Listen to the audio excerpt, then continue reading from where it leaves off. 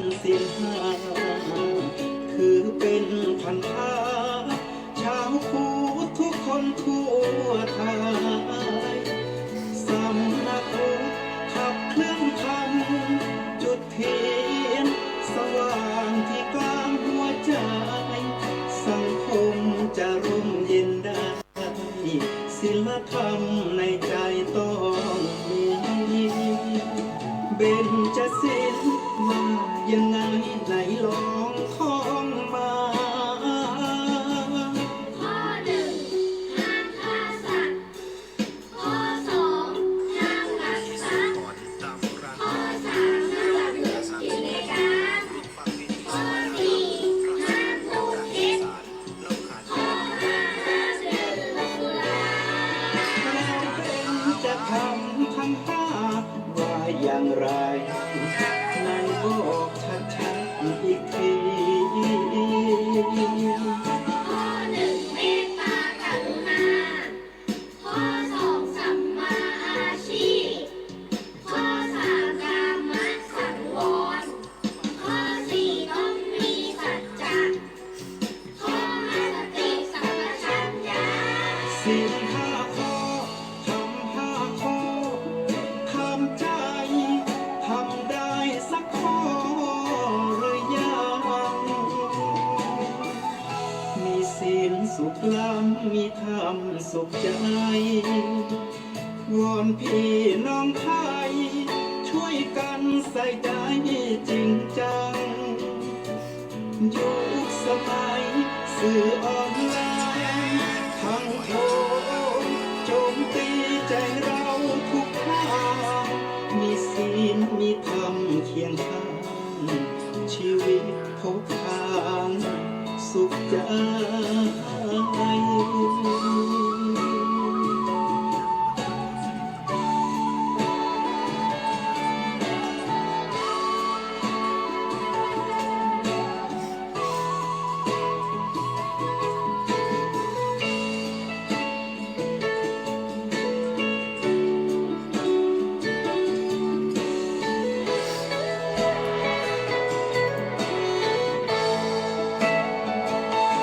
เบญจศีล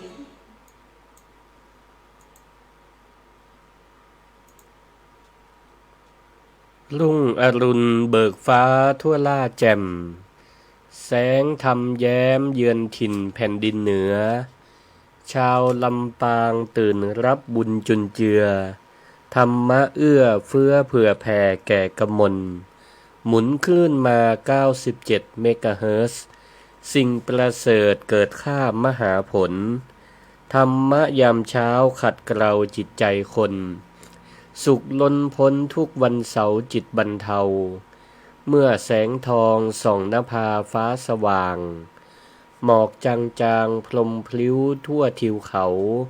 ปลูกชีวาตื่นจากหลับระงับเบา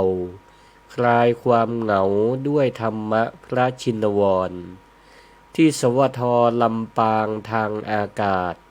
ธรรมศาสตร์ส่องใจให้คำสอนพระครูสิริธรรมบัณฑิตเอื้ออาทร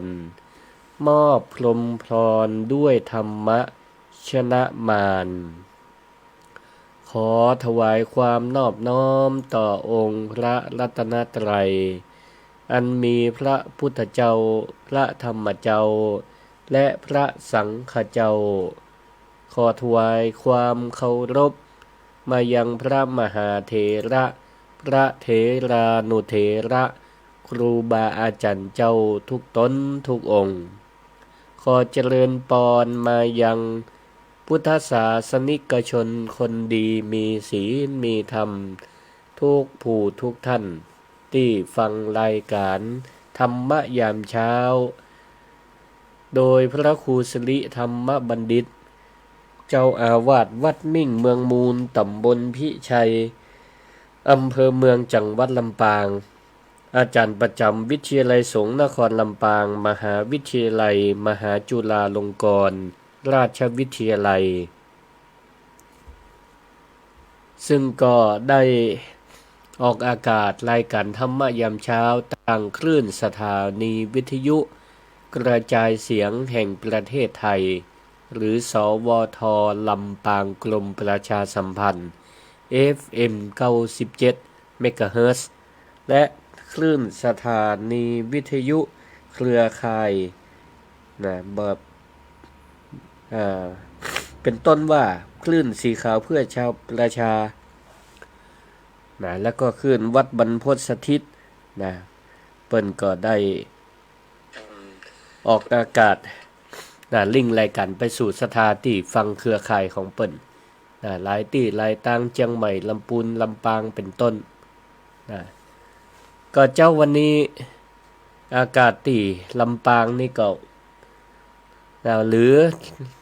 ทั้งจังหวัดอื่นๆตัวในภาคเหนือแดงปะลึปะลึง ด้วยค่า PM ค่า PM นี่ก็จะสูงเกิน100 ปลายแดงไปทุกที่ทุกตังแดงเป็นไปตามสภาพอากาศเข้าสู่ฤดูแล้งอากาศมันแห้งบา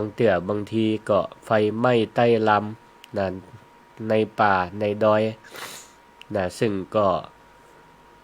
มะฮู้แหมกำก็หันควันหัน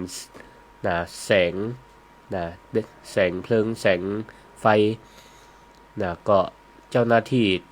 ที่อยู่ใกล้ก็พากันสนธิกำลังไปช่วยกันดับก็ขอให้กำลังใจขอให้กำลังใจคณะเจ้าหน้าที่ต่างๆที่ได้ร่วมแรงร่วมใจมันก็ส่งผลทำให้หมอกควันแล้วก็ส่งผลถึงสุขภาพของศรัทธาญาติโยมทั้งหลายตัวเพราะฉะนั้นก็ช่วยกันเป็นหูเป็นตาช่วยกันเป็นหูเป็นตาเพราะหมู่เฮาทั้งหลายนั่นแหละก็ได้รับผลกระทบโดยตรงถ้าเฮาปากันเพิกเฉยก็บ่ได้แจ้งไปยังถึงหน่วยงานต่างๆมาช่วยระงับดับไฟมันก็จะส่งผลกระทบสุขภาวะของหมู่เฮาทั้งหลายไปพร้อมกันอากาศแห้งอย่างนี่ก็น้ำตาห้าฝนก็บ่ค่อยตกละห้วยหนองคลองบึงก็เริ่มแห้งขอดไปตามฤดูกาลศรัทธาญาติโยมที่เป็นเกษตรกรเจ้าไร่เจ้านาพอไปตั้งตรงตั้งนาบางทีก็ยังอาศัยน้ำชลประทานก็ดีอยู่หรือบางทีอยู่กลางอยู่ตั้งกลางก็น้ำไปบ่ถึงก็บางเตือก็อาจจะเกิดความหวาดหวั่นเก่งว่าจะปลูกอันยังก็กลัวว่ามันจะบ่ได้ผลผลิตก้าก็ขอส่งกำลังใจคือตั้งหลายบ่ดีกังวลใจจนเกินไปเฮาก็ถือว่าได้ทำหน้าที่ของเฮานั่นคือดีที่สุดยิ่งในยุคปัจจุบันนี้ปี2569เข้าของเครื่องใจต่างๆก็จอที่จะขึ้นราคาค่าครองชีพอย่างต่างๆนี่ก็มันเป็นไปตามการผันของราคาน้ำมันโลกแต่ว่ารายได้ก็ยังเท่าเก่ารายจ่ายนำไปรายได้ยังเท่าเก่าบางที่บางแห่งบางหน่วยงานราชการเปิ้นก็เริ่มมีการปรับการทำงานเปิ้นห้องว่า work from home work from home ทำงานอยู่ที่บ้านเพราะอันยังก็เพราะว่าเป็นการลดการไปการทำงานที่ทำงานเพราะเดี๋ยวนี้ภาวะน้ำมันก็ขาดแคลนกว่าจะไปถึงที่ทำงานได้บางพ่องก็ออกตี 4 ตี 5กว่าจะไปถึงที่ทำงานก็ต้องไปรอคิวเติมน้ำมันเหี่ยก่อนน้ำมันก็ราคาสูงปุ่งขึ้นไปนี่มันก็ส่งผลกระทบหลายๆอย่างทั้งนี้เปิ้นก็บ่ได้นิ่งนอนใจก็มีการปรับแก้สถานการณ์โดยการลดการเดินทางอยู่ที่บ้านทำงานก็ได้ก็มีแต่บางอาชีพนี่ก็ศรัทธาญาติโยมทั้งหลาย พ่อค้าแม่ขายจะมา work from home นี่มันก็คงเป็นไปบ่ได้นะก็ขอส่งกำลังใจนะส่งกำลังใจให้นะศรัทธาทุกผู้ทุกท่านนะเฮาก็นะลดความกังวลลงพ่องนะบางทีเฮาก็ต้องใจสติใจสมาธิใจปัญญานะในการแก้ปัญหานะถ้ามามัวแต่วิตกกังวลนะภาษาพระเปิ้นฮ้องว่าปริโภทถ้าเฮามาติดอยู่กับการบริโภคกังวลจนเกินไปสติปัญญามันก็บ่โลดบ่แล่นมันตีบมันตันเกิดอะหยังก็บ่ออกนะอย่างนี้เป็นต้นมันก็พอจะทำให้เกิดความเครียดความกังวลนะไปติ๊กๆไปติ๊กๆเนาะเพราะฉะนั้นทำเฮาท่านทั้งหลายมาฟังรายการธรรมะแต่ละวันจากครูบาอาจารย์เฮาก็เป็นการเรียกสตินะมาอยู่กับเนื้อกับตัวนะมาอยู่กับเนื้อกับตัวโดยเฉพาะที่น่าห่วงที่สุดในยุคนี้ในโลกที่เขาเรียกว่าโลกแห่งโซเชียลมีเดียหรือสังคมออนไลน์โทรศัพท์มือถือที่อยู่ในมือศรัทธาญาติโยมนั่นแหละพอบางทีเขาเครียดก็หวังว่าหยิบโทรศัพท์ขึ้นมาไถหน้าจอพอ Facebook หรือพอแอปต่างๆก็กะว่าจะพอให้มันคลายเครียดแต่ก็ปรากฏว่าไปหันลูกบ้านเปิ่นออกรถป้ายแดงกะบ่เดียวหันน้ำมันแปลงก็ปากันออกรถไฟฟ้ากะไปหันเปื่อนบ้านเปิ่นโพสต์รูปไปแอวเมืองนอกกะแอวต่างจังหวัดไปกินอาหารร้านอาหารราคาหรูหรือว่าอาหารยังดีกะหันเปิ่นโพสต์โชว์ความสำเร็จโชว์เงินโชว์ทองอย่างนี้เป็นต้นพอตาเฮาไปหันในใจมันก็เกิดการเปรียบเทียบเห็นมั้ยทันทีว่าเนี่ยอย่างชีวิตของเฮามันมันเหนื่อยจะได้ว่าเฮาวิ่งไปตามสังคมบ่ตันจะได้ว่าเฮาบ่มีเหมือนเปิ้นนี่ก็ใจเฮาเนี่ยไปกึดเปรียบเทียบกับชีวิตของคนอื่นก็กลายเป็นว่าการที่จากที่เฮาเครียดเรื่องปากเรื่องท้องเรื่องอาชีพเรื่องความเป็นอยู่ก็กลายจะต้องมานั่งน้อยเนื้อตำใจสร้างความทุกข์ซ้ำซ้อนให้กับตัวเก่าอันนี้เป็นห้องว่าทุกข์เพราะความบ่มียังบ่พอเฮาก็ยังต้องมาทุกข์เพราะอยากมีเหมือนคนอื่นนี่ศรัทธาญาติโยมทั้งหลายอาตมาภาพก็อยากจะเพื่อศรัทธาญาติโยมทั้งหลายลองกลับมาอยู่ตัวเก่าเรียกสติสูดลมหายใจเข้าไปลึกๆในเจ้าวันนี้แล้วก็ฟังธรรมะที่จะนำเสนอในวันนี้ธรรมะในวันนี้สมมติเปรียบเหมือนสายฝนที่โหดลงกลางใจที่กำลังแห้งกำลังแรงอยู่เพื่อกลับมาเป็นหัวใจที่มีความชุ่มชื่นมีสติมีกำลังใจในการต่อสู้ชีวิตอันนี้เป็นห้องว่าวัคซีนป้องกันโรคซับจางจะป้องกันได้บ่ได้ก็อยู่ที่ศรัทธาญาติโยมทั้งหลายคนฟังว่าได้ฟังธรรมะแล้วจะนำไปเป็นวัคซีนป้องกันโรคซับจางและโรคใจจนได้แต่บ่ได้หลักธรรมในเรื่องนี้ก็น่าจะเป็นเรื่องของความสันโดษและก็หัวใจเศรษฐีที่จะเอามาประยุกต์ใช้ศรัทธาญาติโยมท่านผู้ฟังทั้งหลายพอเขาได้ยินคำว่าสันโดษบางพ่องก็สายหน้าละเข้าใจผิดคิดไปว่าพระพุทธเจ้าจะสอนให้คนทั้งหลายขี้เกียจขี้ข้านก้าสอนให้คนทั้งหลายงอมืองอเท้ามีเต่าใดก็เอาเต่าอันบ่ต้องพัฒนาตัวเก่าละบ่ต้องดิ้นรนไอ้อย่างสักอย่างละนี่อันนี้เป็นความเข้าใจที่คลาดเคลื่อนเป็นความเข้าใจที่คลาดเคลื่อนในทาง พระพุทธศาสนาของเฮาเนี่ยคำว่าสันโดษบ่ได้แปลว่าหยุดนิ่งบ่ได้แปลว่าขี้เกียจขี้ค้านแต่สันโดษนี่แปลว่า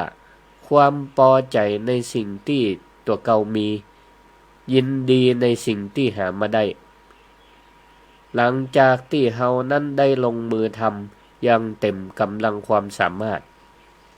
นั่นก็หมายความว่าสันโดษเนี่ยมันเกิดขึ้นหลังจากที่เฮาได้ทำอะไรอย่างสักอย่างทำด้วยความเต็มที่เต็มกำลังความสามารถแล้วยกตัวอย่างเช่นทำมาค้าขายเนาะเฮาก็ทำอย่างเต็มกำลังสุดความสามารถผลกำไรที่มันเกิดขึ้นนะก็คือเฮานั้นมีความพอใจในสิ่งที่มียินดีในสิ่งที่เฮาได้หรือเฮาทุ่มสภาพกำลังทำการทำงานนะแล้วเฮาได้ค่าแรงตอบแทนเท่าใดนะตามที่เปิ้นได้ตกลงทำสัญญากันไว้เฮาก็มีความพอใจในสิ่งที่มียินดีในสิ่งที่เฮาได้มานี่อันนี้เปิ้นฮ้องว่าสันโดษสันโดษในทางพระพุทธศาสนานั้นประกอบด้วย3อย่างจำง่ายๆนะศรัทธาญาติโยมทั้งหลายข้อที่1นะเปิ้นฮ้องว่ายะถาลาภสันโดษยะถาลาภสันโดษคือยินดีตามที่ได้มา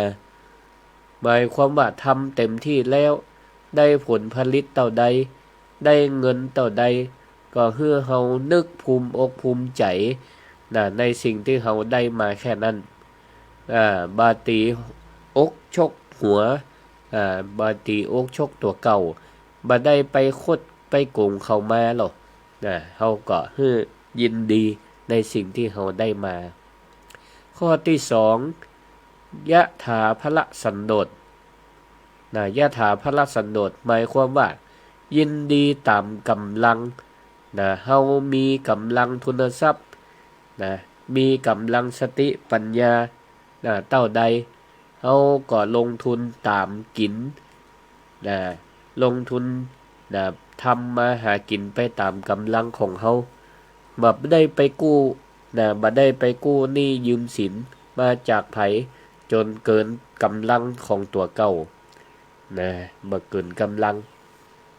อย่างนี้เปิ้นฮ้องว่ายะถาภละสันโดษเฮาก็ทำตามปอกำลังปอห่ำปอแหงตามฐานะของเฮาอันนี้เปิ้นฮ้องว่าเป็นคนที่สันโดษพอใจตามกำลังของตัวเก่ามันจะได้บ่อิดบ่ตุกเกินกำลังของตัวเก่าและก็บ่เป็นการสร้างหนี้สร้างสินเศรษฐีหลายๆคนเมื่อเปิ้นเล่าถึงความสำเร็จของเปิ้นก็มาจากจุดเริ่มต้นโดยการสร้างเนื้อสร้างตัวการลงทุนด้วยกำลังทรัพย์ของเปิ้นกำลังแฮงของเปิ้นเท่าที่เปิ้นมีอยู่บางพ่องก็บ่อยากไปกู้หนี้ยืมสินก็ทำตามกำลังจากน้อยไปหานักนี่อันนี้เปิ้นก็ได้ปฏิบัติตามยะถาภละสันโดษข้อที่3ยะถาสารุปสันโดษก็หมายความว่ายินดีไปตามความเหมาะสมก็คือใช้ชีวิตสมกับฐานะสมกับหน้าที่การงานของเฮายินดีตามความเหมาะสมใช้ชีวิตตามฐานะก็หมายความว่าเฮามีหน้าที่การงานฐานะของเฮามีอย่างใดการซื้อขวาแต่งเนื้อแต่งตัวก็ดีอย่างต่างๆเนี่ยก็ให้มันเหมาะสมกับฐานะของเฮาเหมาะสมกับหน้าที่การงานของเฮามาแต่งตัวฟุ้งเฟ้อจนเกินไปอย่างนี้เป็นต้นก็ได้ฟังเจอีแล้วอาตมาก็อยากจะขออุปมาตัวอย่างเปรียบเทียบความสันโดษเพื่อศรัทธาญาติโยมท่านผู้ฟังทั้งหลายความสันโดษนี้เปิ้นว่าก็เปรียบเหมือนกับการใส่รองเท้า ความสันโดษก็เปรียบเหมือนกับการใส่รองเท้ามันเปรียบเหมือนกับการใส่รองเท้าจะใดสมมุติว่าศรัทธาญาติโยมไปหันเศรษฐีเปิ้นใส่รองเท้าแก้วรองเท้าหนังแบรนด์เนมกู้รับเป็นหมื่นกะหันแล้วก็ว่ามันงามดีเขาก็อยากจะได้อยากจะมีอยากจะมีหน้ามีตาอยากจะใส่รองเท้าแปลงๆเหมือนเปิ้นพ่องก็เลยไปกู้หนี้ยืมสินไปหูดบัตรเครดิตมากะเห็นใจเงินอนาคตแล้วก็ผ่อนส่งที่หลังปรากฏว่ารองเท้าคู่นั้นมีแต่เบอร์ใหญ่เนาะมีแค่เบอร์42แต่เฮาใส่เบอร์38ศรัทธาก็จะฝืนใส่เดินไปได้ก็อวดคนไปทั่วว่าเนี่ยเปิ้นใส่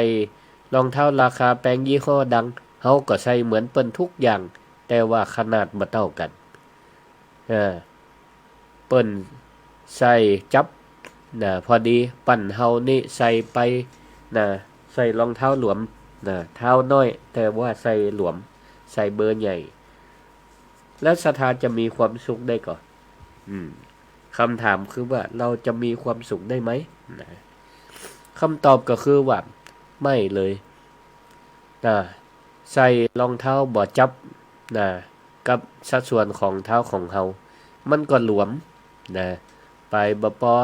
เตียวไปตั้งหน้ากับเท้าหลู่ไปตั้งหน้า เกิบบ่ตวยไปหรือบางเตี่ยมันครบรองเท้าครบก็มีกว่าจะสะดุดหกล้มต้าวไปก็มีเดินไปก็ระแวดระวังทรมานไปมีความตุกไปก็เพราะว่าเฮาขาดความสันโดษเฮาไปสวมรองเท้าที่มันเกินกำลังที่มันบ่เหมาะสมกับตัวเก่าในขณะที่คนมีความสันโดษเปิ้นก็จะใส่แค่รองเท้าที่มันราคาพอเหมาะพอสมพอที่จะจับต้องได้พอที่จะหาซื้อมาได้กู้ละ100กะบ่ถึง100ก็มีแต่มันก็ใส่จับพอดีใส่จับพอดีเดินไปก็ม่วนเดินไปก็ม่วนหรือมันเหมาะสมกับงานที่เขาทำอยู่อย่างเขาทำงานกลางหน้านี่ใส่เกือกอกมันก็ถือว่าเหมาะสมละป้องกันสารเคมีก็ได้ป้องกันแมงสัตว์กัดต่อยอยู่ในน้ำก็ได้นี่ถือว่าเขาได้ใจรักแห่งความสันโดษความเหมาะสมพอเหมาะพอสมที่เป็นไปตามความสันโดษ3ประการได้อู้ไปข้างต้นตะกี้นี่แหละศรัทธาญาติโยมความสุขมันก็จะเกิดขึ้นกับเฮาได้มันบ่ได้อยู่ที่ว่ารองเท้านั้นจะราคาถูกหรือราคาแพงแต่มันอยู่ที่ว่าเฮาใส่รองเท้านั้นมันพอดีกับตัวเฮาหรือไม่มีนิทานสมมุติตัวอย่างขึ้นมามีลุงมีกับเสียมากเปิ้น2คนนี้ลุงมีเป็นเจ้านาอยู่ในที่แห่งหนึ่งจังหวัดลำปางนี่กันเปิ้นก็มีหน้าที่อาชีพทำให้ใส่สวนมีหนองน้ำน้อยๆเลี้ยงป่าไปปีนี้ฝนแล้งน้ำในหนองก็ลดลงแกก็บ่ได้โวยวายอะไรหยังบ่ได้วิตกกังวลอันใดแกก็ยอมรับความเป็นจริงแล้วก็พลิกวิกฤตมาบอกว่าน้ำน้อยก็ปลูกข้าวบ่ได้บ่เป็นหยังปลูกพืชอย่างอื่นก็ได้ปลูกพืชทดแทนที่มันใจน้ำน้อยแทนเช่นปลูกถั่วปลูกนาเลี้ยงเป็ดเลี้ยงไก่ไปลุงมีนี่ก็ทำบัญชีครัวเรือนทุกวันจดไว้ว่าวันนี้รายรับเท่าอี้รายจ่ายเท่าใดโดยการคุม คุมรายจ่ายให้มันน้อยกว่ารายได้นะแกก็บ่ได้ไปสนอกสนใจ Facebook อะหยังตั้งหลายบ่ได้ไปพอที่คนอื่นเปิ้นกินหรูอยู่แปลง บ่ได้ไปเปรียบเทียบกับชีวิตของไผเปิ้นก็เลยบ่เกิดความอิจฉาริษยาไผนะแต่เปิ้นถามว่าใจโซเชียลก็ใจอยู่เปิ้นก็เปิด YouTube พอวิธีทำการเกษตรหน้าแล้งนี่ YouTube นี่มีแหล่งความรู้นักขนาดศรัทธาญาติโยมทั้งหลายเนาะใครได้สาระประโยชน์อันใดก็พิมพ์เข้าไปหรือว่าใครฟังธรรมะใครฟังเพลงใครฟังบทสวดอันใดเนี่ยเฮาก็เลือกเอาที่มันเป็นประโยชน์ต่อตัวเฮาเหมือนกับลุงมีนี่เปิ้นก็สนอกสนใจเกี่ยวกับการเกษตรที่จะมาประยุกต์กับ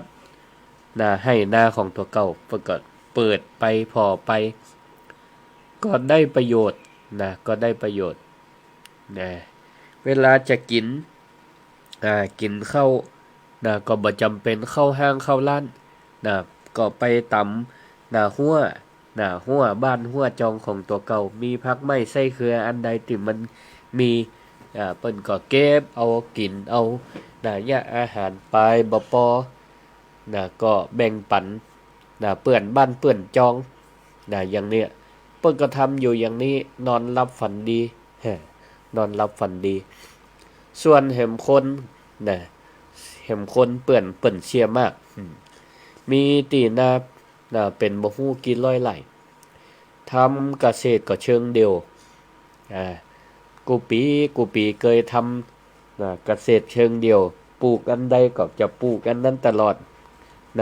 ปลูกแบบเดิมแล้วก็เวลาจะทำทีก็ต้องไปกู้ธนาคารเนื่องจากว่ามีตีดินตีนานักทำคนเดียวบ่แป้ได้รับการแนะนำว่าซื้อเครื่องจักรใหญ่ๆเครื่องเทคโนโลยีมาอำนวยความสะดวก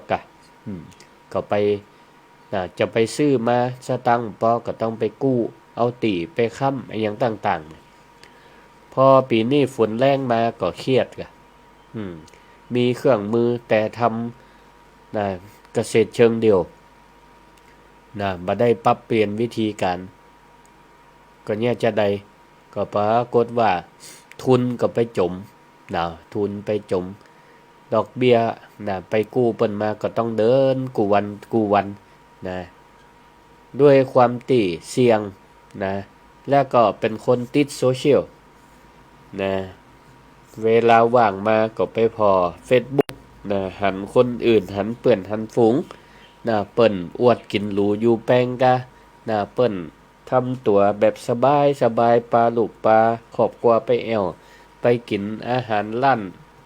อาหารกะก็ใครยังเปิ้นใครมีเหมือนเปิ้นใครเป็นเหมือนเปิ้นก็ปลาลูกปลาเต้าไปทำเหมือนเปิ้นไปกินอาหารร้านแป้งๆปลากันไปถ่ายรูปเช็คอินในที่ต่างๆทำชีวิตต่อเก่าก็มันแข่งเปิ้นมาน้อยหน้าไผแต่ในใจของตัวเก่าหรือว่าเบื้องหลังนี่ก็มาตุกมาลำบากในการที่จะแก้ปัญหาหนี้สินภัยแล้งอย่างต่างๆนี่พอตกดึกมาก็มาเช็คพอว่าวันนี้คนกดไลค์ตัวเก่าในเฟซนักน้อยแค่ไหนพอเปิ่นกดนักยิ้มไปแต่ว่าความสุขนี้มันก็เป็นความสุขที่เกิดขึ้นกำเดียวมันก็หายไปกำเดียวก็หายไปพอสิ้นเดือนมาบินมาบัตรเครดิตมากะน้ำกะไฟกะยังมาทวงหนี้ก่อนเนี่ยเสียมากนี่ต้องนอนไก่หน้าผากนอนบัดรับต้องเปิ่งยานอนรับห้องบ้าน หลังใหญ่หลังโตนะแต่ก็นอนบ่มีความสุขนะซึ่งตรงกันข้ามกับนะลุงมีนะลุงมีบ้านหลังหมอกปอดีนะปอเหมาะปอสมนะปอดีกับครอบครัวนะก็นอนรับได้อย่างสบายอกสบายใจนี่เพราะฉะนั้นก็หมายความว่าจิตของเฮานี่แต่ละคนเนี่ยนะมันจะมีความสุขบ่มีความสุขจะสงบบ่สงบมันก็ขึ้นอยู่ที่ตัวเฮานะอยู่ที่ตัวเฮาและก็อยู่ที่ตัวเฮานี่ไปสร้างเหตุขึ้นมาถ้าเฮาสร้างเหตุไว้ดีมีความรอบคอบมีความสันโดษมีความสันโดษก็จะทำให้จิตเฮานั้นมีความสุขได้มีความสุขได้ก็เหมือนกับลุงมีนี่มีความสันโดษเปิ้นยอมรับความจริงและก็มีหัวใจเศรษฐีเปิ้นถึงสามารถอยู่ในท่ามกลางภาวะเศรษฐกิจยุคเขาอยากหมากแปลงได้ส่วนเสียหมากนั้นเปลือกนอกก็พอดูมีฐานะแต่ตังในนี่ก็กวางละจนทำให้บ่มีความสุขได้ทีนี้ศรัทธาญาติโยมทั้งหลายก็อาจจะถามว่าพระอาจารย์แล้วหัวใจเศรษฐีที่ลุงมีเปิ้นมีนั่นมันคืออันหยังมันคืออันหยังใครมีกับเปิ้นพ้องจะได้รวยๆหัวใจเศรษฐีที่พระพุทธองค์ทรงได้วางไว้ศรัทธาญาติโยมทั้งหลายก็อาจจะเคยได้ยินได้ฟังและก็ได้เคยเอามาประยุกต์ใช้ปฏิบัติหลายครั้งหลายคราหรือตลอดอยู่แล้วเปิ้นห้องว่าทิฏฐธรรมมิกัตถประโยชน์ทิฏฐธรรมมิกัตถประโยชน์ก็คือประโยชน์ในปัจจุบันประโยชน์ในปัจจุบันเปิ้นเรียกสั้นๆย่อสั้นๆก็คือกาถาหัวใจเศรษฐีบางพ่องก็เคยท่องเคยจำไว้เป็นละอ่อนเรียนหนังสือเปิ้นก็สอนกันมาตลอดอุอากะสะอุอากะสะเปิ้นบ่ใจได้สอนให้เฮาจำอย่างเดียวแต่เปิ้นสอนให้เฮานั้นเอามาปฏิบัติตัวเอามาปฏิบัติตัวรับรองว่าไผทำได้4ข้อนี้ปฏิบัติตามหัวใจเศรษฐีอุอากะสะนี่ก็รับรองได้ว่าบ่มีวันอดตายบ่มีวันล่มละลายแน่นอนข้อที่1อุนี่มาจากคำว่าอุทธานสัมปทาถึงพร้อมด้วยความขยันหมั่นเพียรอุมาจากคำว่าอุทธานสัมปทาถึงพร้อมด้วยความขยันหมั่นเพียรคนเฮาจะรวยได้ก็ต้องมีความขยันอันนี้ศรัทธาญาติโยมก็คงหันตัวละว่าคนเฮานั้นจะมีทรัพย์มีฐานะดีก็ต้องอาศัยความขยันแต่ขยันอย่างเดียวในยุคนี้คงบ่พอก็ต้อง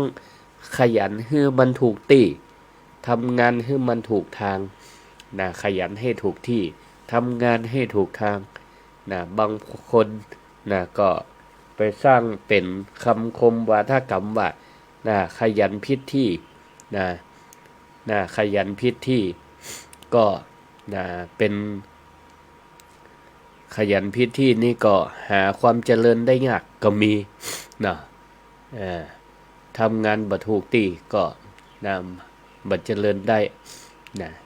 เพราะฉะนั้นขยันให้มันถูกที่ทำงานให้มันถูกทางภัยแล้งมาเฮาฝืนปลูกปลูกพืชปลูกผักที่มันใจน้ำนักๆมันก็ตายต้องใจสปริงเกอร์เลี้ยงน้ำอยู่ตลอดเวลาเนี่ยบางห้องก็ต้องใจกาน้ำพอบินมานี่มาคำนวณพอแล้วบวกลบคูณหารบ่กุ้มขายพักราคาก็ถูกแต่ว่าเสี่ยงการน้ำแปลงอย่างอีนี่ก็บ่คุ้มเพราะฉะนั้นก็ต้องคำนึงดีๆคำนวณดีๆเฮาต้องขยันหาความรู้ใหม่ๆขยันพัฒนาตัวเก่าอาชีพเดียวเดี๋ยวนี้นี่ก็อยู่ยากบางพ่องก็ต้องมีอาชีพเสริม นะก็ต้องพอความถนัดของตัวเก่าถนัดอันใดบางพ่องอาชีพเสริมด้วยการขายคว้านะตั้ง Facebook ตั้งไลฟ์สดกานี่เพราะเปิ้นมีความถนัดมีความสนใจนะแต่ทั้งนี้ทั้งนั้นก็ต้องฮื้อเป็นอาชีพหลักและอาชีพเสริมในทางสุจริตนะบางพ่องนี่เขาอยากมากแพงนะคนอื่นเดือดร้อนกันนะบางคนก็อยากรวยเหมือนเปิ้นนั่นแหละแต่บ่มีความขยันหาก็ใช้วิธีตังรัดนะทำอาชีพทุจริตนะเปิ้นลำบากลำบนนะในยุคนะเขาอยากมากแปลงทองก็แปลงน้ำมันก็แปลงอยู่แล้วนะก็ยังมีกลุ่มพวกมิจฉาชีพหมู่สแกมเมอร์ก็นะแก๊งคอลเซ็นเตอร์ก็เนาะมาซ้ำเติมแหมมาโทรมาจุมาหลอกอันนี้ศรัทธาญาติโยมก็ต้องมีวิจารณญาณนะบางเตื้อคนทั้งหลายเนี่ยหันนะว่าเศรษฐกิจบ่ดีก็เอาความโลภของเขาเนี่ยมาเป็นเครื่องมือนะมาเป็นเหยื่อโดยกันจุหลอกกับจวนไปลงทุนนะจะได้ค่าตอบแทนสูงนี่มันผนวกด้วยความต้องการของเขาเนาะในยุคแบบนี้เนี่ยอยากได้เงินได้ทองที่มันไวๆขึ้นบางทีก็ไปหลงกลเขาก็มีนะเพราะฉะนั้นเราก็ต้องใจสติในการพิจารณาให้ดีนะมันบ่มีที่ไหนเนาะลงทุนได้ค่าตอบแทนสูงโดยที่บ่ได้ลงแหงบ่ได้ทำการทำงานอันใดเนี่ยนะต้องระมัดระวังให้ดีอันนี้แหละเป็นห้องว่านะคาถาข้อแรกอุทานสัมปทาขยันหาส่วนข้อที่สองละข้อที่สองก็มาจากคำว่าอารักขสัมปทาแปลว่าถึงพร้อมด้วยการรักษาหมายความว่าเฮาหามาได้100แต่เฮาก็ใจ120อย่างนี้นะมันก็จะได้จักหน้าบ่ถึงหลังนะจักหน้าบ่ถึงหลังมีแต่เสี่ยงไปติ๊กๆเฮาต้องรู้จักรักษาทรัพย์ที่เฮาหามาได้ด้วยความเหนื่อยยากลำบากยิ่งยุคนี้สำคัญเนาะเฮาต้องรักษาทรัพย์จากพวกมิจฉาชีพที่ว่าเก็บเงินเก็บทองกว่าจะเก็บมาได้มาพลาดท่ากับแก๊งคอลเซ็นเตอร์หมู่มิจฉาชีพโทรมาจุมาหลอกส่งลิงก์มาให้กดบางเทื่อนี่นะหมู่นี้มันจะจุให้เฮากลัวและก็มันก็คิดว่าทุกคนก็เป็นเหมือนกันหมดก็คือในยุคนี้สั่งเข้าสั่งคว้าสั่งของตังออนไลน์มันก็จะสมมุติเหตุการณ์ขึ้นมาว่าคุณได้สั่งของอันนี้มามันข้างอยู่ที่ศุลกากรนะแล้วเปิ่นตรวจสอบว่าผิดกฎหมายนะมาอันแล้วคุณจะมีคดีความนะเพราะฉะนั้นขอฮื้อข้อมูลฮื้อกับหน่วยงานเฮาตัวเองมันก็จะจู้ฮื้อเฮากดบางเทื่อกดเลขบัญชีของตัวเก่ากดเลขประชาชนของตัวเก่าเพราะสิ่งเหล่านี้มันมีความสำคัญหรอกมันสามารถเอาไปเข้าแอปธนาคาร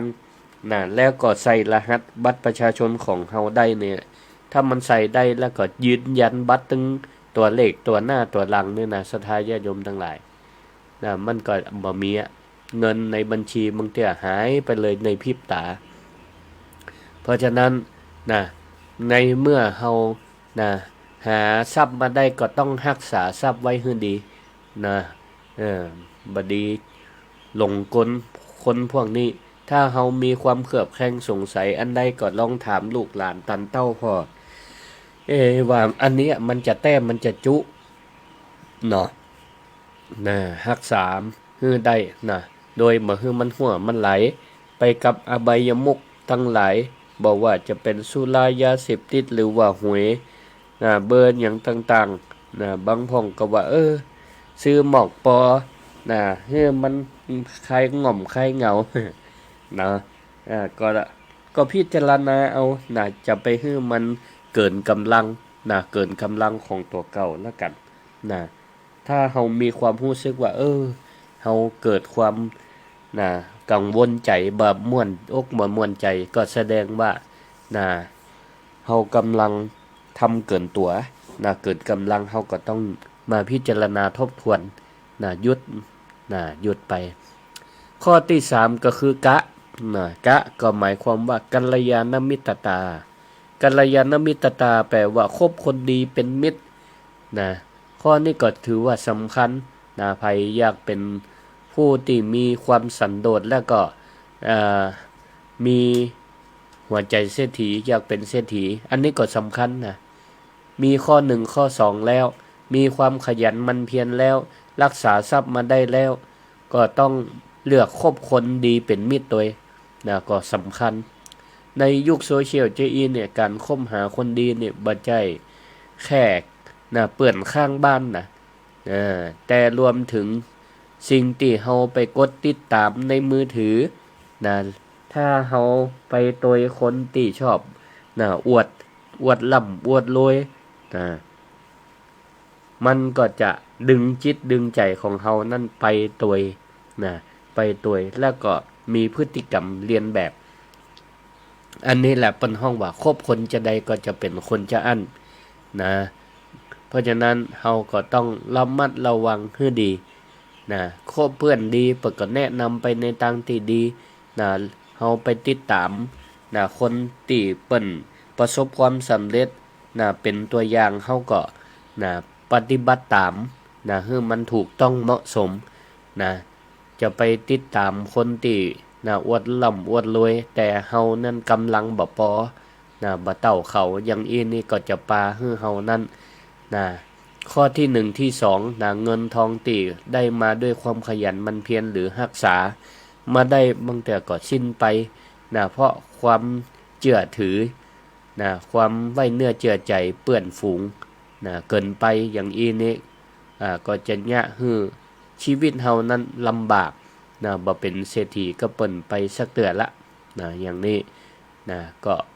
แทนที่จะปาชีวิตให้เจริญก็กลายเป็นว่าลงนะต่อมาข้อที่4สุดท้ายก็คือสมะนะสะนะอุอากาสะสะก็มาจากคำว่าสมะชีวิตาสมะชีวิตาก็คือใช้ชีวิตพอเพียงเพื่อมันสมกับฐานะของตัวเก่าอันนี้คือหัวใจสำคัญที่เชื่อมโยงกับความสันโดษเนาะเฮามีรายได้ต่อใดเฮาก็จัดสรรนะรายได้ให้ดีแบ่งเก็บแบ่งกินแบ่งใจนี่นะมาทำตัวฝู่ฝ่าเกินฐานะนะเปิ้นกำภาษิตเปิ้นว่านกน้อยทำรังแต่พอตัวนะเหมือนกับลุงมีที่ในนิทานตัวอย่างเล่าให้ฟังตะเกียนะเฮากินเพื่ออยู่นะบ่ใช่อยู่เพื่อกินเพื่อโชว์อวดไผนะมีน้อยใจน้อยนะเหมือนกับคำกรนะของสุนทรภู่ที่เปิ้นได้กล่าวไว้ว่ามีสลึงพึงบรรจบให้ครบบาทอย่าให้ขาดสิ่งของต้องประสงค์มีน้อยใช้น้อยค่อยบรรจงอย่าจ่ายลงให้มากจะยากดันนี่เพิ่นก็ตึงสอนเฮามาแต่เน็ดแต่น้อยเก็บหอมรอมริบไว้นี่อันนี้เปิ้นฮ้องว่าเป็นการสร้างภูมิคุ้มกันให้กับชีวิตของเฮาศรัทธาญาติโยมท่านทั้งหลายถ้าหากเฮาเอาความสันโดษมาเป็นเกราะป้องกันใจมาฮื้อมันวันไหวไปตามภาพลวงตาในโซเชียลมีเดียในมือถือของเฮาเนี่ยเฮาหยุดการเปรียบเทียบชีวิตของเฮากับหน้าจอโทรศัพท์ของคนอื่นแล้วเอาหัวใจของเศรษฐีก็คืออุอากาสะเนี่ยมาเป็นเครื่องในการขับเคลื่อนชีวิตของเฮาให้มันก้าวไปตั้งหน้ายังมีสติบ่ประมาทเฮาก็จะพบว่าความสุขมันอยู่ใกล้ความสุขมันอยู่ใกล้มือเฮานี่อยู่ที่บ้านของเฮา อยู่ในครอบครัวเฮานี่แหละบ่ต้องไปหาความสุขที่อื่นตั้งใดแฮมอยู่ใกล้มาที่สุดก็คือในใจเฮาใกล้สุดก็คือในใจเฮาก็สรุปเป็นคำกลได้ว่ายุคข้าวยากหมากแพงภัยแล้งกลุ่มอย่ามัวกลุ่มเปรียบเทียบจนแสบไส้เห็นเขาโพสต์อวดมั่งมีในออนไลน์เรามีน้อยอย่าไปหมายแข่งกับใครจงภูมิใจในสิ่งที่เรามีทำหน้าที่ขยันหาอย่าหวั่นไหวรู้รักษาทรัพย์สินให้ปลอดภัยคบเพื่อนดีมีน้ำใจไม่หลอกกันใช้ชีวิตพอเพียงเลี้ยงชีพอยู่เดินตามครูพระพุทธองค์ทรงรังสรรค์ความสันโดษคือทรัพย์ใหญ่ในชีวันสุขทุกวันเมื่อใจรู้คำว่าพอศรัทธาญาติโยมทั้งหลายตอนนี้ก็ได้บรรยายมาก็5:46 นาที5:46 นาทีในช่วงนี้ก็เป็นช่วงที่กำลังจะต้อนรับปีใหม่เมืองต้อนรับปีใหม่เมืองลูกหลานก็จะปิกบ้านปิกจองนี่แหละเป็นโอกาสที่เฮาท่านทั้งหลายจะได้ตักตวงความสุขในครอบครัวฮือนักที่สุดวันที่14 เมษายนนี่เพิ่นฮ้องว่าวันครอบครัววันครอบครัวก็เปิดโอกาสคือลูกหลานตันเต้าครอบครัวได้อยู่พร้อมหน้าพร้อมตากันก็ขอให้ศรัทธาญาติโยมทั้งหลายมีความสุขกับครอบครัวเอาล่ะก็ใครจะโทรเข้ามาแนะนำรายการธรรมะยามเช้าโดยพระครูสิริธรรมบัณฑิตก็โทรเข้ามาได้064 949 5999ช่วงนี้ก็งานประเพณีบุญทั้งหลายก็น่าจะซาพองละซาพองละก็ขอประกาศประชาสัมพันธ์เกี่ยวกับการรับสมัคร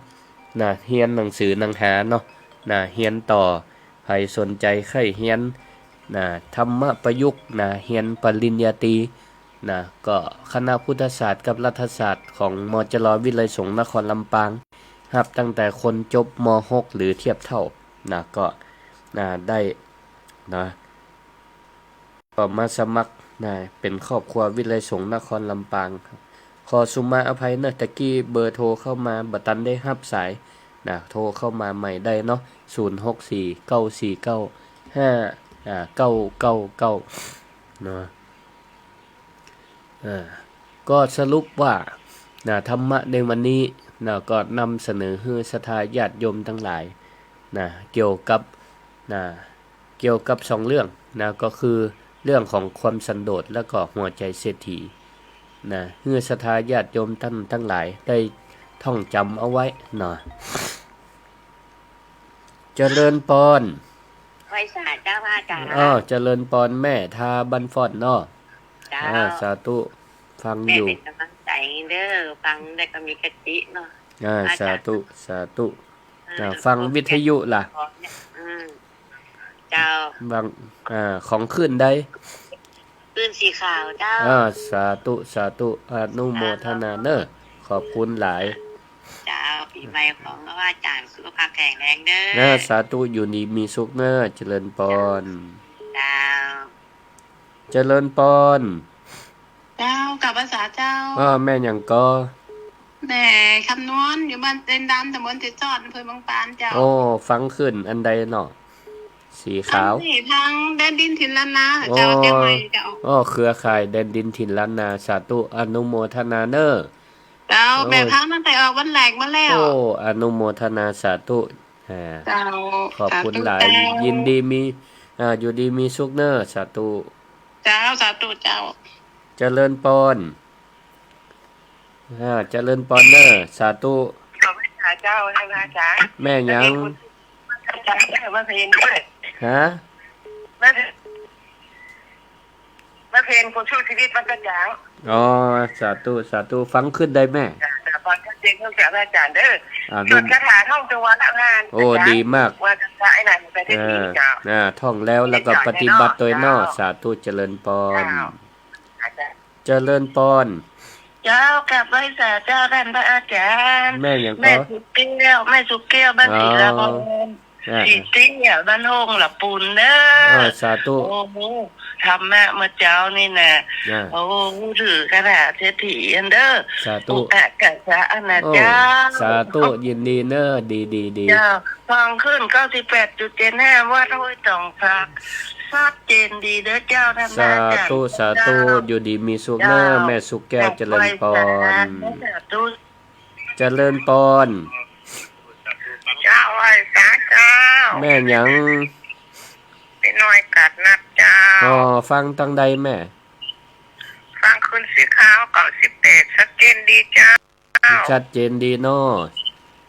เจ้า สาธุขอบคุณติดตามเนอะ เจ้าไอ้สาเจ้า อยู่ดีมีสุขสาธุ สาธุสาธุ เจริญพร เจ้า อ้อแม่แก้ว ฟังคำไม่เจ้าในมนต์เลี้ยง อ๋อสาธุเนาะตื่นมาฟังธรรมะน่าจิตใจเบิกบานเนอะเฮ้ เจ้า สาธุอยู่ดีมีสุขอยู่ดีมีสุขสาธุ เจ้าเราไปกำลัง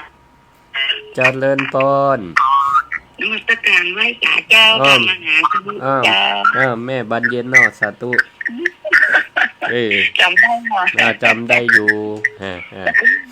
อีโมนายจะโทรทันว่าเดี๋ยวมันถูกเจ้าก็พบกันไหมเนาะนี่นะ สาธุขอบคุณหลายเนอร์ติดตามนะ